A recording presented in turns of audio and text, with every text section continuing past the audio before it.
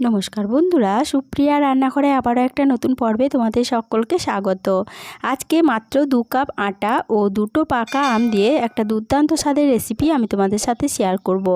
এইভাবে একবার রেসিপিটা বানিয়ে দেখবে, বাচ্চা থেকে বড় সকলেই ভীষণ পছন্দ করবে। তাহলে চলো বন্ধুরা, দেখে নেওয়া যাক আজকে রেসিপিটা কিভাবে বানানো হয়। রেসিপিটা বানানোর জন্য সবার প্রথমে একটা পাত্র নিয়ে নিয়েছি, আর এই পাত্রের মধ্যে নিয়ে নেব 2 কাপ পরিমাণ আটা। আমি আজকে রেসিপিটা আটা দিয়ে বানাচ্ছি, তবে তোমরা চাইলে ময়দা দিয়েও বানিয়ে নিতে পারো।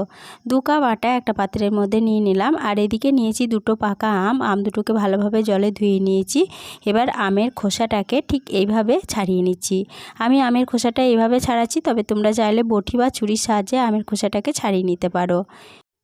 আমের খোসা দুটো ছাড়িয়ে নিয়েছি। এবার এই আম দুটোকে একটা গ্রেটারের সাহায্যে গ্রেট করে নেব। আম দুটোকে হাতের মধ্যে চটকেও আমের পাল্সটা বের করে নেওয়া যেতে পারে, তবে সেক্ষেত্রে দানা ভাব থেকে যাওয়ার সম্ভাবনা থাকে। তার জন্য এইভাবে গ্রেটারের সাহায্যে আমি গ্রেট করে নিচ্ছি। আমি গ্রেটারের সাহায্যে গ্রেটটা করছি, তবে তোমরা চাইলে পরে মিক্সিং জারের মধ্যেও এই আমের পাল্সটা বেটে নিতে পারো। আমটা একটা সাইডে সরিয়ে রাখছি।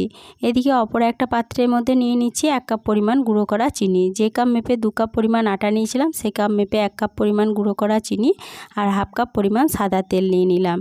এবার এর মধ্যে দিয়ে দিলাম পুরো আমের পাল্সটা। এবার সমস্ত উপকরণ খুব ভালোভাবে একসাথে মিশিয়ে নিচ্ছি।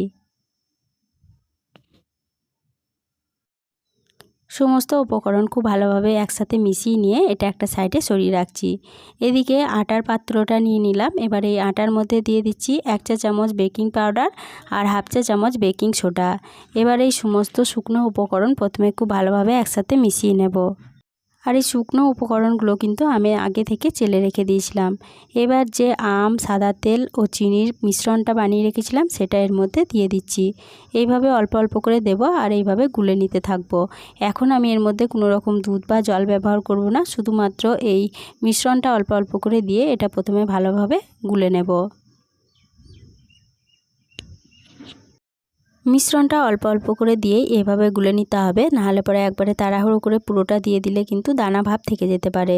এবার যে কাপ মেপে 2 কাপ ময়দা নিয়েছিলাম, সে কাপ মেপে 1 কাপ পরিমাণ লিকুইড দুধ নিয়েছি। দুধটা আমি নর্মাল তাপমাত্রা নিয়েছি, খুব ঠান্ডাও না খুব গরম না। এবার এই দুধটা অল্প অল্প করে দিয়ে আবারও খুব ভালোভাবে এটাকে গুলে নেব। অল্প অল্প করে দুধ দিয়ে এটাকে খুব ভালোভাবে গুলে নিয়েছি। আর যে কাপ মেপে 2 কাপ পরিমাণ আটা নিয়েছিলাম, সে কাপ মেপে 1 কাপ পরিমাণ দুধ এটা গুলতে আমার লেগেছে।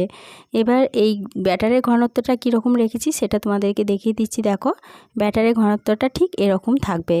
এবার এটা একটা সাইডে সরিয়ে রাখলাম। যে পাত্রের মধ্যে আমি এই কেকটা বানাবো সেই পাত্রের মধ্যে খুব সামান্য পরিমাণ সাদা তেল দিয়ে দিলাম। সাদা তেলটা পাত্রের গায়ে খুব ভালোভাবে মাখিয়ে নিয়ে এখানে আমি গোল গোল করে কয়েকটা কাগজ কেটে রেখেছিলাম, সাদা কাগজ। এই সাদা কাগজগুলো পাত্রের মধ্যে দিয়ে দিচ্ছি।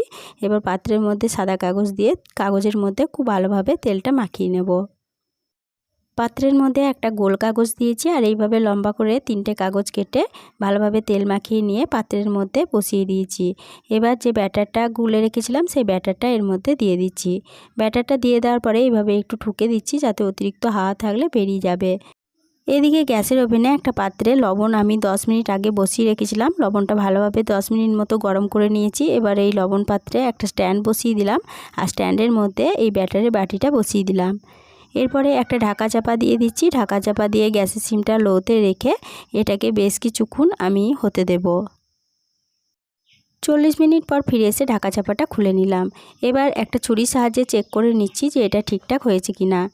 ছুরিটা একদম পরিষ্কার বেরিয়ে আসছে, মানে কেকটা একদম ঠিকঠাক রেডি হয়ে গেছে। এবার এটাকে নামিয়ে নিয়ে বেশ কিছুক্ষণ রেখে ঠান্ডা করে নেওয়ার পরে একটা পাত্রের মধ্যে এটাকে ঢেলে নিলাম। এবার পিছন দিকের কাগজটা ছাড়িয়ে নিয়ে এবার কেকটা দেখতে সৌন্দর্যের জন্য এখানে কিছুটা ড্রাই ফ্রুট আমি এইভাবে ছোট ছোট করে কুচি করে রেখেছিলাম, এই ড্রাই ফ্রুটগুলো কেকের ওপরে দিয়ে দিলাম। এবার কেকটা কেটে দেখিয়ে দিচ্ছি। দেখো কেকটা কতটা স্পঞ্জি হয়েছে। আশা করি এই কেকের রেসিপিটা তোমাদের ভালো লেগেছে। যদি আম কেকের রেসিপিটা দেখে ভালো লেগে থাকে তাহলে পরে ছোট্ট একটা লাইক দিয়ে আমার এইরকম নতুন নতুন রেসিপি পেতে চ্যানেলটা সাবস্ক্রাইব করে পাশে থেকো। বন্ধুবান্ধব সকলের সাথে শেয়ার করে দিতে ভুলো না প্লিজ। আজকের রেসিপিটা কীরকম লাগলো কমেন্ট করে জানাতে ভুলো না। আজকে এই পর্যন্তই ছিল, ফিরে আসবো আবার নতুন কোনো রেসিপি নিয়ে।